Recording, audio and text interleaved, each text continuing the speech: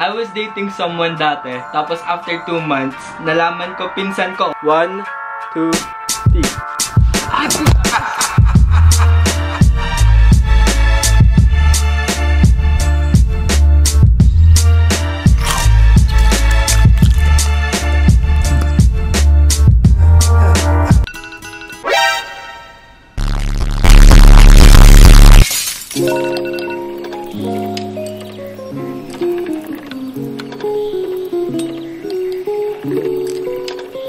Okay, wait. Ano, tama ba to? Wait lang. Huwag ka mahulog. Ay, po! Wait lang. Huwag ka mahulog, please. Please. Nyatang angle yan. Ako na mag-adjust. Okay ba to angle na to? Hindi. Kahit na naman angle. Hi! I'm Sebastian. What's up? Welcome back to my channel. Hi. So, in today's video, I'm gonna take you guys on a day in my life.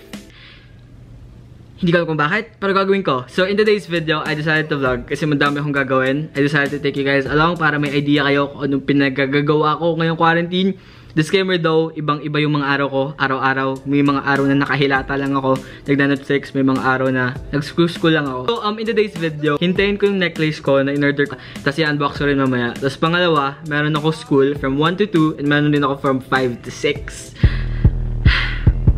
So yeah, tapos gusto ko rin magawa ng milk tea mamaya. Ano pa gagawin ko? Mag-film rin ako ng video mamaya. And it's gonna be a very productive day. So I decided to take you guys along kasi minsan lang ako maging productive. So dadalhin ko na lang yung camera para may content rin. Dumating na yung package ko from Talabay Kyla.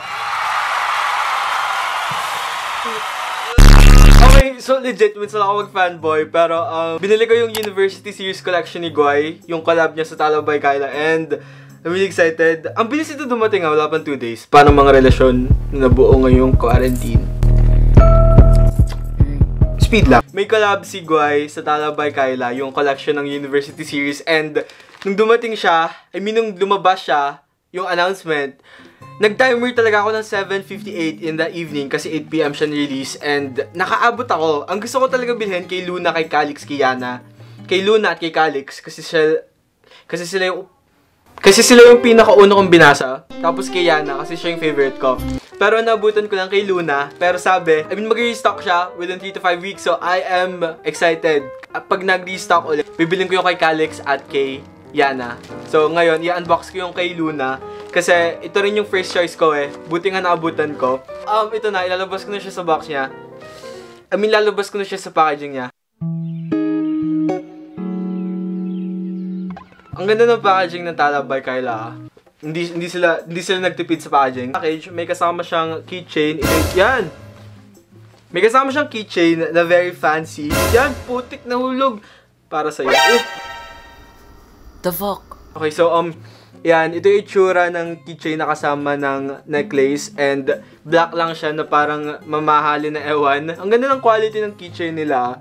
Color black lang siya na matte, para akong beauty guru. Ito na yung inaabangan ko for the past 2 days. As in, tuwing may nadaan ng motor sa bahay namin, nalabas ako, para akong aso, the past few days, kasi inaabangan ko siya. Yung box niya, super fancy tingnan. Hindi ko alam kung lahat ng necklaces nila may kasamang ganito, pero ito yung kasamang box ng kay Guy. And sa loob ng box, yun lang, buksan na natin. Kayo una makakatingin, kasi mahal ko kayo. 1, 2, 3.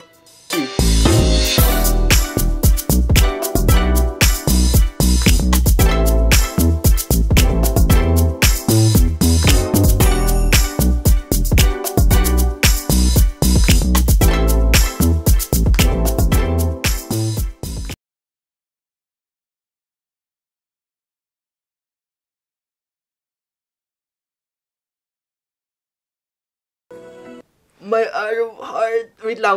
Hayaan ko lang mag-sink in. Wait lang.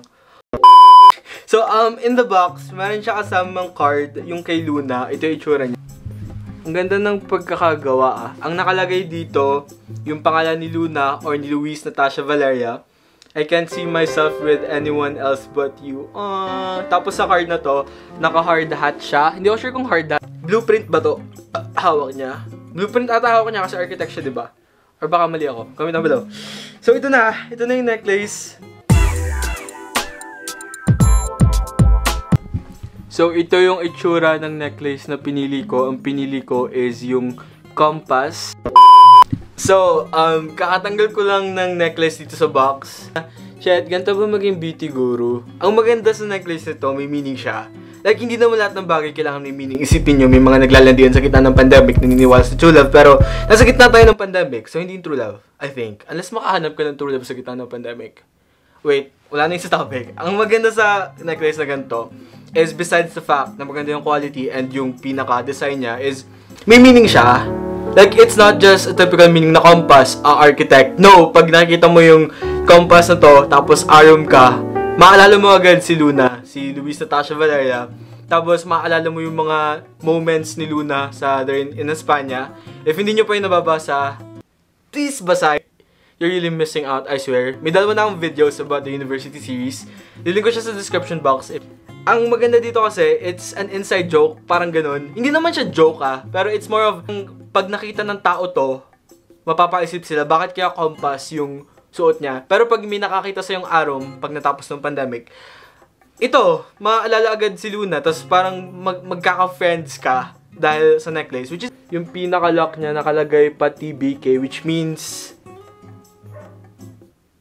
talagang bobo ka, amethyst. Attend lang ako ng Zoom meeting for school and I'll be back.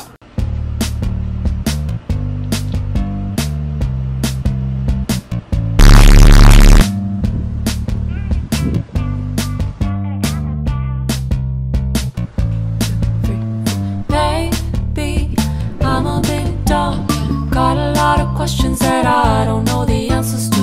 I don't know who to ask. Even Mr. Google's like, bro, you need to figure this out on your own. On my own, yeah, on your own. Am I really alone, all alone? I'm alone. I don't know if I'm doing it right, doing it wrong. Is there something wrong with this way I'm moving on? What's going on? Ilaw kasi sa akin feeling ko nasa concert ako ni Ariana. Pag hindi ilaw ko.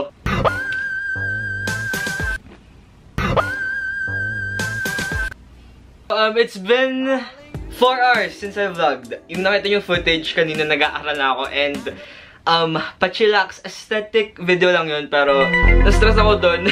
Inaral ko Rizal Business Organ Management, tapos nag-aaral rin ako sa STS, so parang the past few hours talagang yung utak ko na doon, nakalimutan ko nag-vlog ako, kaya hindi ako makapagawa ng study with me kasi sobrang focused ko pag nag-aaral, hindi ko kaya magdala ng camera. Pero ngayon, so ang ginawa ko, nagklase ako kaninang 1 to 2, tapos nag-aaral ako 2 to 3, tapos nag-notes ako 3 to 3:30. So, I think ngayon, gagawa ko ng fried Oreos bago ako magklase mamayang hapon.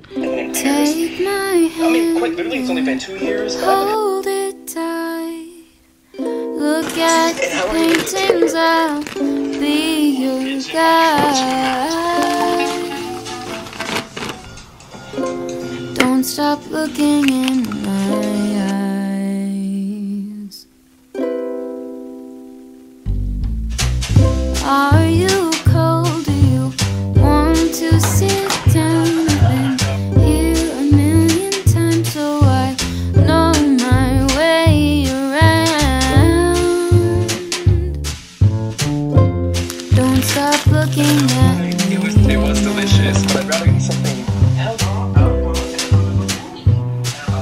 I know you. Yo.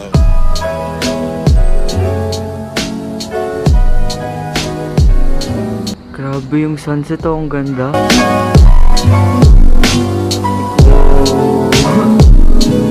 Look at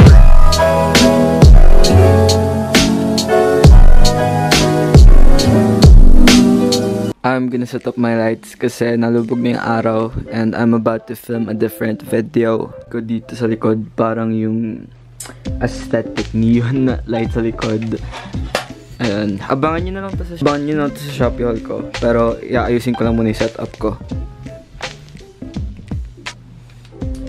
Yan. I think sa video ko ito, gagamitin ko itong pula kasi medyo intense.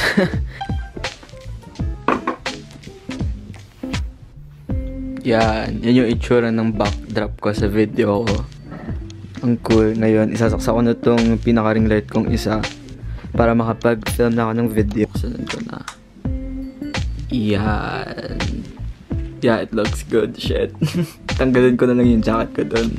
So, ibang ilaw na naman tayo kasi wala akong magawa. Ewan ko pero feel ko yung paborito kong kulay sa ilaw na to, either red or violet. Abangan nyo na. Pero ko na hindi nagigitara eh.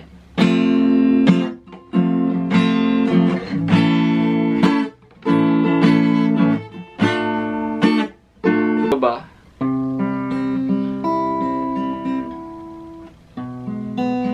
Hindi ko natata words. No words nun. Feel ko kung nag-gitara kayo, at some point, gusto nyo to gawin.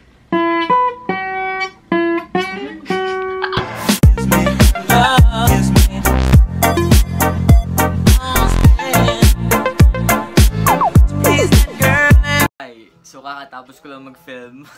Nag-start ako ng 7:30, natapos ako ng almost 9. So, okay na rin yung oras, pero medyo nagtagal ako. Pero, I think I'm gonna end this vlog here kasi ang gagawin ko na lang ngayon is I'm just gonna watch Netflix. Maliligo ako.